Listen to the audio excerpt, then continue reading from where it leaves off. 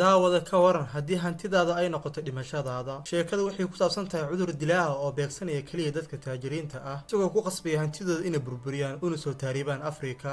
soo dhawaada Jalial, maadaama ay loo ratay xidig caanka ah warshadaha filimada, waa inay dhegaysataa boqolaal qof oo usoo bandhigaya fikradahooda filimada. Inta badan fikradahaasi way liitaan, balse waa inay dhoola cadaysaa oo ay madaxa u ruxdaa si ay dareenkooda u dhaawicin. Maalin xaflad lagu jiro ayaa ninkeeda hore Tony u yimid, wuxuuna isticmaalay sheeko filin oo been abuur ah si ugu canaanto inaysan si ku filan uga qayb qaadan nolosha gabadheeda. Laurana waa qof himilo badan leh, sidaas daraaddeed shaqadeeda ayay mudnaanta koowaad siisaa. Tonyna waa qoraa filmaan ah oo kasoo kabanaya balwadii khamriga.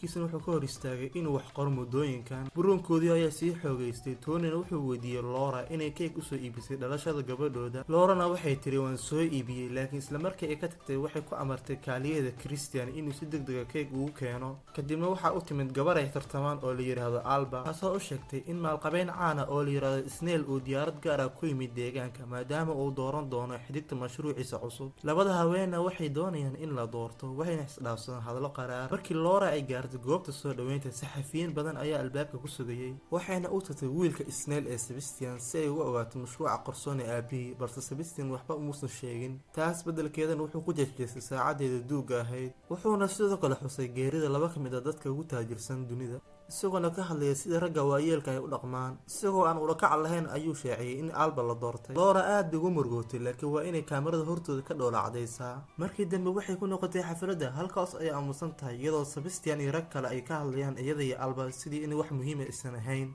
markii ay haweenku kale isku noqdeen, Laura waxay liqday kibirkeedii waxayna u hambalyeysay Alba, iyadoona ku leh haddii shaqada qof ka qaadi lahaa ayna ku faraxsan tahay in iyadu ay tahay.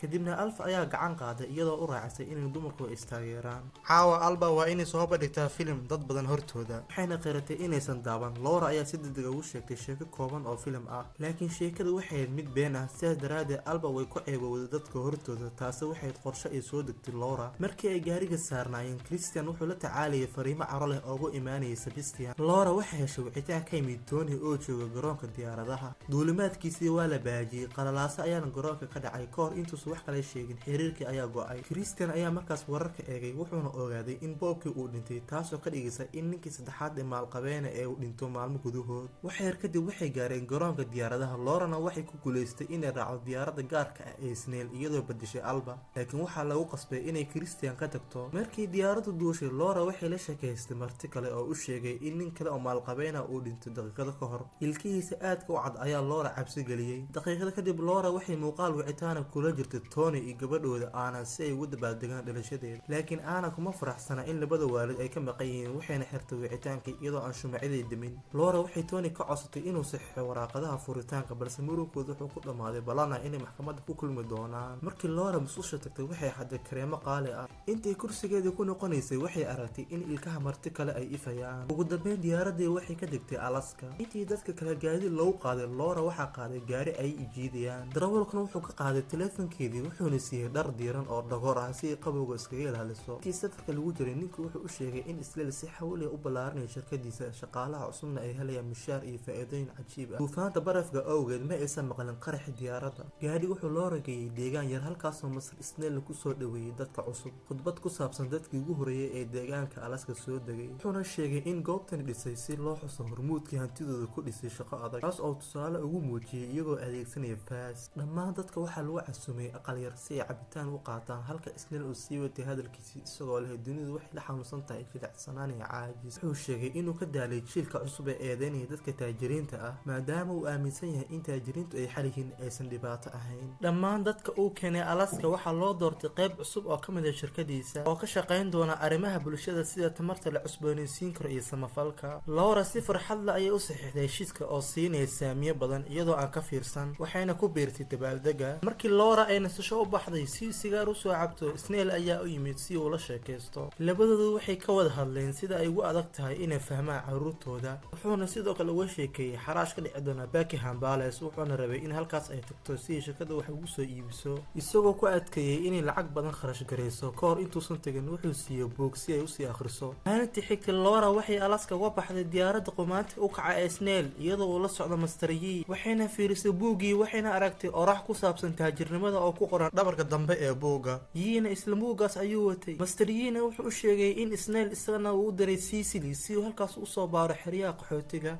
wuxuuna sameeyey kaftan aan habboonayn oo ku saabsan adoonsiga, taas oo Laura ka nixisay. intii ay duulayeen, Laura waxay isku dayday inay wacdo gabadheeda Anna, balse gabadhu kama aysan jawaabin. markii ay wararka eegtay, aad bay u naxday markay aragtay in Buckingham Palace la weeraray. waxay bilowday inay raadiso macluumaad dheeraad ah, waxayna ogaatay maalqabeeni hogaamiyaal dunida oo dhan ku kala sugan inay dhimanayaan. qofna ma hayn wax sharaxaad ah, sidaas daraaddeed qaar waxay ku eedeynayeen argagixiso, halka qaar kalena ay sheegayeen in alaab qaali ah la sumeeyey. waxaana la xusay ereyga Bulutopia oo ah naceebka loo qabo dadka taajiriinta ah. markii Laura ay gaadhay magaalada London, wadooyinka waxaa qabsaday cabsi iyo qalalaase. Christian ayaa qaaday, wuxuuna u sheegay in dadku buunbuuninayaan xaaladda, isagoo rumaysan in boqorku xanuunsan yahay oo keliya. gaadhiguna si fiican uma socon kareen sababtoo ah cariiri ka dhashay qalalaase.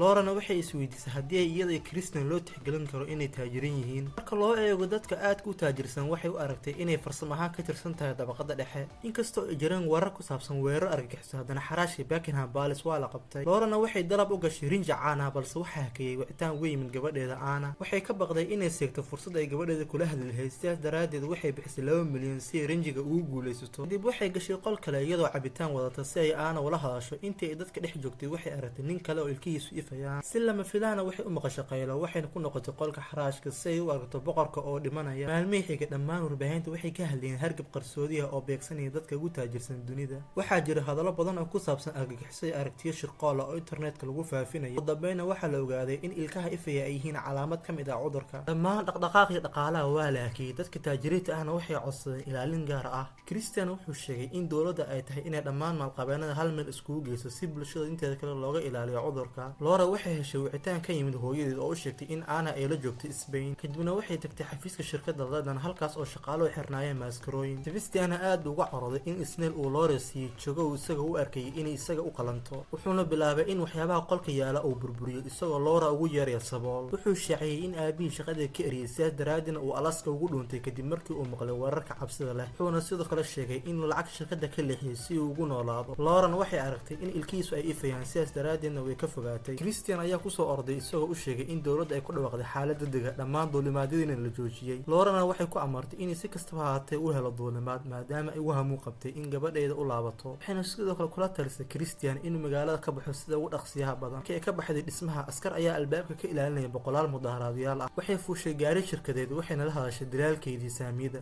darawalkii ayaa hadalka maqlay, wuxuuna markiiba xirtay maaskaro. dilaalkuna wuxuu u sheegay in jahwareerka dhaqaalaha awgeed saamiyadeedu ay kor u kaceen, taasoo ka dhigtay hadda inay tahay haweeney taajir ah. laakiin ma jirin wax lagu farxo xaaladan hadda lagu jiro oo kale. iyadoona ka cabsi qabta ayay ka codsatay inuu iibiyo dhammaan saamiyadeeda. nasiib darase suuqii saamiyada ayaa xiran, fursada kaliya ay haysatana waa inay kharash garayso ama cid kale ay ku wareejiso. markay gurigeeda tagtay si ay boorsadeed u xirxirato, waxay istaagtay maraayadda si ilkeeda u fiiriso. isla markaas albaabka ayaa la garaacay. 3 askari ayaa u sheegay in loo doortay ilaalin gaar ah. waxay u sheegeen in gurigeeda joogi karto ama loo qaado meel ammaan ah. Laura waxay dooratay in meel ammaan ah loo qaado, laakiin markii qolka gashay si boorsadeeda u soo qaadato, waxay ka baxsatay daaqada, waxayna u degtay jaranjarada debdemiska si ay gaarigeeda u gaarto. wax yar kadib waxay ka bixaysay magaalada, waxayna aragtay darbiye lagu qoray halkudhigyo dalbanaya in la dilo dhammaan dadka taajiriinta ah si cudurka loo xakameeyo. markay diyaaradda degtay, Laura waxay taleefankeeda ka eegtay wararka, waxayna ogaatay in dhammaan dadka bilyaneerada la karantiilay. qaar badan oo ka mid ah waxay burburiyeen hantidooda ugu qaalisneed, iyagoo rajeynaya inay ka badbaadaan cudurka. dadka internetka ku jirana waxay cudurka ugu yeereen hargabka taajiriinta. dambeyn Laura waxay gaartay Spain, waxayna si qorsada uga baxday garoonka diyaaradaha si ay Tony u wacdo. intii ay sugaysay, waxay raadisay magaca Snail, waxayna heshay warar badan oo sheegaya in la waayay hantidiisana la burburiyey. Laura waxay dib u akhriday buuggii uu siiyey Snail, waxay garatay in mashruuca uusan weligiis jirin. Snail wuxuu dadkaasi ugu wareejiyay hantidiisa, isagoo mushaari saamiye uga dhigay si uusan mar dambe taajir u noqon. Laura way cadhootay, waxayna tuurtay buuggii. isla waqtigaas Tony ayaa gaarigiisa ku yimid si uu u qaado. intii ay safarka ku jireen, wuxuu u sheegay in xaaladda Spain ay la mid tahay meelaha kale. dadka taajiriinta waa la xiray, dadkuna shaqo inay aadaan way ka baqayaan. markay boolis wadada xireen, Laura waxay ka luushay boorsadii ay ku jiraan dahab iyo lacag cadaan ah. Tony ayaa ku canaantay, kadibna boorsadii qariyay si boolisku u baaro gaariga. waxay u muuqdeen inay caafimaad qabaan, balse markii askariga uu rabay inuu gaariga baaro, gaari xamuul ayaa si xoolo u yimid oo ku dhacay xeyndaabkii booliska. qarax ayaana halkaa ka dhacay. iyadoo askartu ku mashquuleen shilka, Laura iyo Tony waxay ka faa'iideysteen fursadaas wayna baxsadeen. halada waxaa ka socday qaraxyo rabshado, dowladuna waxay isku dayeysay inay xakamayso. Laura iyo Tony waxay u safreen tuulo yar oo buuraha ku taala. biyo halkaas ku yaalay waxaa ku qornaa erayo ka dhanaa dadka taajiriinta. Laura waxay heshay gabadheeda Anna oo la ciyaaraysa dhalinyaro kale, iyadoona xiran funaanad ka dhanaa dadka taajiriinta ah. Laura xanaaqsan waxba uma sheegin gabadheeda, balse waxay u tagtay hooyadeeda Marta. maarta waxay xasuusisay in aana ammaan ku joogto halkan markay wada cunteynayeen dadka deegaanka waxay loora u eegayeen si shaki leh nin degan ayaa arkay saacadeedii wuxuuna xasuustay inuu ka iibsatay mushaarkeeda ugu horeeyay taasoo ku ammaanay nin kale ayaa sheegay in cudurka hoos ugu sii socdo dabaqadaha kale ee bulshada isagoo isweydiiyey goorta loora uu soo gaari doono habeenkaas loora waxay toban u qaratay inay taajir noqotay ayna isku dayday in hantideeda u wareejiso Christian waxayna sidoo kale sheegtay inay ka baqayso inay cudurka qabto isla markaas ninkii deganaa ayaa yimid wuxuuna uga digay in dadka deegaanka ay ka xanaaqsan yihiin oo ay rabaan inay baxdo murunkii ka dhashay ayaa sii xoogistay laakiin ugu dambeyn dad careysan ayaa guriga hareereeyay iyagoo dalbanaya in loora ay baxdo daqiiqado kadib qoyska dhan waxay raaceen doon maarta waxay soo jeedisay inay saaxiib ku leedahay Tanzania oo ku nool meel ka baxsan ilbaxnimada kaas oo siin kara hooy safarku wuxuu noqday mid aad u dheer waxayna ku noolaayeen kalluumaysi iyo biyo roobaad ay urursadeen habeen ka mid ah habeenada waxay maqlaan qaylo waxayna heleen haweenaysa habeenaysa oo ka codsanaysa gargaar waxay ku soo jiideen doonta waxayna siiyeen cunto magaceeduna waxaa la yiraahdaa Yooleen subax xigtay markab ciidan ayaa soo muuqday waxaana la ogaaday inay gaaraan xeebaha Liibiya askartu waxay u sheegeen in dalkooda uusan aqbalin qaxooti kadibna waxay qoyska doontooda ku xireen markabka subaxii xigay markabku wuxuu istaagay meel u dhow jasiirad Afrikaan askartu waxay ku amreen inay badda ku boodaan oo dabaashaan markii ay diideen si xoog leh ayaa badda loogu tuuray Yooleen qoyska waxay gaareen xeebta halkaas ay ku arkeen xasuus loo sameeyay muhaajiriinta ku dhintay badda waxay heleen xero qaxooti dad badan ku sugnaan oo cunto yar Yooleen waxay ku guuleystay inay cunto soo hesho oo ay la wadaagto qoyska dhakhaatiir ayaa baaritaan ku sameeyay dadka waxaa loo kala saaray wadamada ay ka yimaadeen Yooleen waxaa loo diray teedhooyinka Afrikaanka halka qoyska loo diray kuwa Yurub dibna askari ayaa u sheegay in 4 maalmood ka hor ay lumiyeen xiriirkii qaaradda Yurub Afrikana ay aqbalayso kaliya muwaadiniinteeda Lauren waxay isku dayday inay u sheegto inay samafal badan u sameysay Afrika askari wuxuu ku jawaabay in arrimuhu sidaas u shaqeyn ka egaarka fiirinaysa waxay la kulantay Mr. G wuxuu u sheegay in wadamada saboolka ay xaaladoodu wanaagsan tahay halka Yurub ay burburayso markii uu maaskaraas ka qaaday Lauren waxay aragtay ilkiisa oo ifaya habeenkaas Yooleen qoysku waxay ka baxeen xerada oo meel qarsoon isku qariyeen Lauren waxay isku dayday inay toori kala la geliso khaladaadkii hore laakiin uu ka aamusay Lauren ayaa ku qasabtay inuu ilkiisa tuso waxayna ogaatay inay ifayaan sababtoo ah isaga ayaa la hantideedii maadaama uu saxiixay warqadii ay u dhiibtay Christian Lauren waxay bilowday inay oodo Tony wuxuu u sheegay inay gabadhoodii ilaaliso waqtigaas laba nin ayaa soo baxay waxay garaaceen Marta kadib waxay afduubtay Anna Lauren iyo Tony ayaa dabagaleen markii ay gaareen Tony wuxuu bilaabay inuu la dagaalamo balse mid kamid ah ayaa mindi ku dhuftay Lauren waxay qaaday dhagax weyn waxayna ku dishay mid kamid ah ragga dibna kii kale ay sidoo kale ku dishay qoyskeeduna aad ay uga naxeen arxandaradeeda subax xigtay waxay ku noqdeen xeradii qaxootiga balse waxay ogaadeen in gabi ahaan la burburiyay iyagoo la kaashanaya badbaadiyaal kale waxay dhiseen doowan ay ku baxsadaan maalmo badan kadib markii ku dhawaadeen xeebaha Afrika markab ilaalada xeebaha ayaa ku dhuftay doontii si uu burburiyo isagoo rajeynaya inay qarqamaan Lauren waxay ku dhignaatay qoryo sabeynay iyadoo ku qaylinaysa magaca Anna balse jawaab ma helin muddo kadib hirarku waxay Lauren qaxooti kale ku soo tuureen xeebaha Afrika bolis ayaana ku soo socday si ay u qabtaan sidaas daraadii Lauren way carartay waxayna dhex martay tunnel ku yaala gidaar weyn waxayna gaartay dhismayaal duug ah kaas waxay kula kulantay haweeney waayeel oo siisay dhar deegaanka ah